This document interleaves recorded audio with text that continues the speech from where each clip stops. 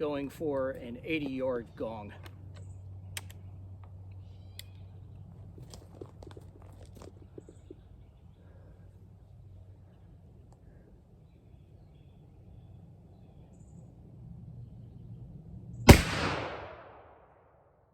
Missed.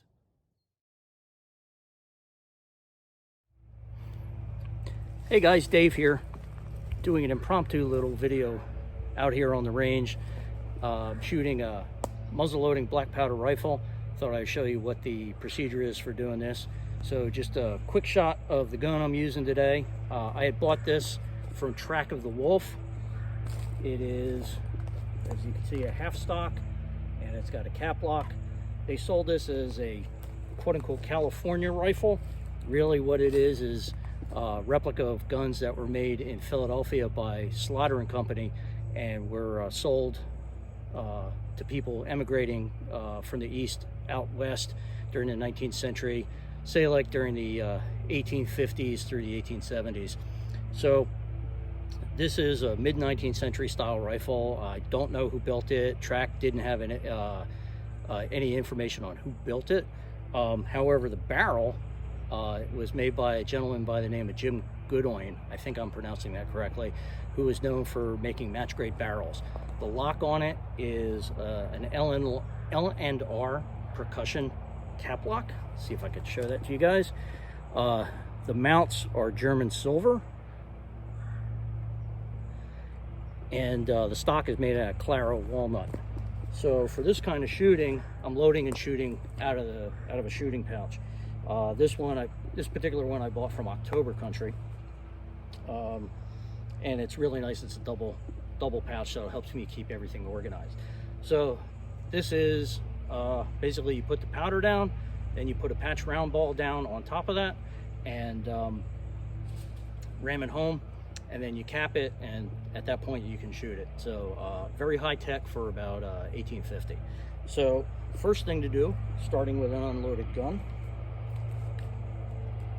is to measure out a powder charge.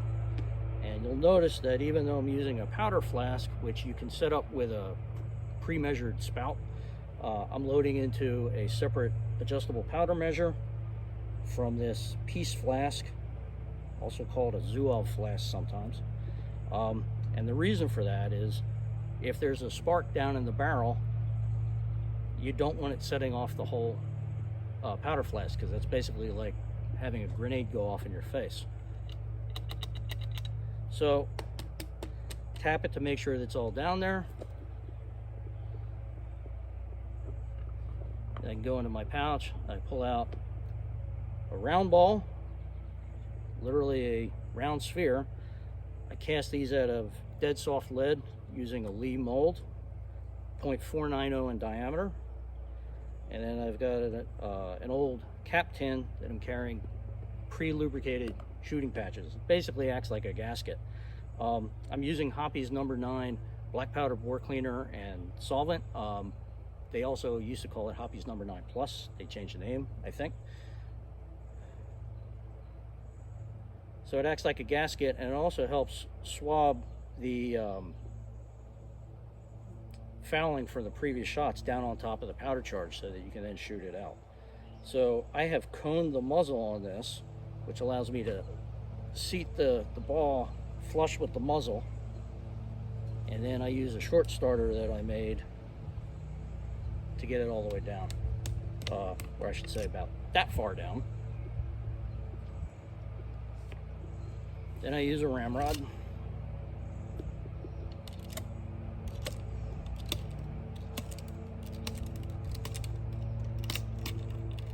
Now it's fully seated on the powder charge. You don't want any airspace. So the next thing to do is cap and shoot. But before I do that, I'm going to put my other earplug in, because repeated exposure to gunfire does cause hearing damage. So the capper I'm using is a 3D printed capper from Polish Cappers. It works really good, holds about 60 caps. These are CCI No. 11s.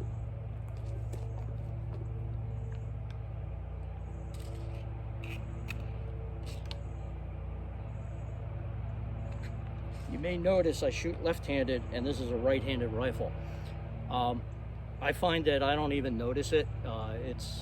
It's more noticeable if I would be shooting a flintlock, but as a cap lock, it's just as easy to shoot left-handed as it is right-handed. The stock fits me very well. So I'm shooting at a big steel gong set out at about 80 yards in the woods. And this gun has double set triggers, so I'm going to pull the rear trigger, which sets the front trigger and turns it into a very light trigger that goes off with a pull of just a few ounces. It's basically like a hair trigger. It's very good for target shooting.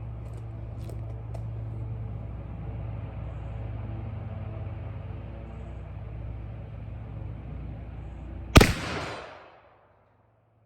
don't know if you heard the clang, but I did get it. So anyway, that's how you load and shoot a black powder muzzle loading rifle with a patch round ball. Hope you found this interesting, and if so, give me a like, maybe even subscribe. Thanks. Have a great day.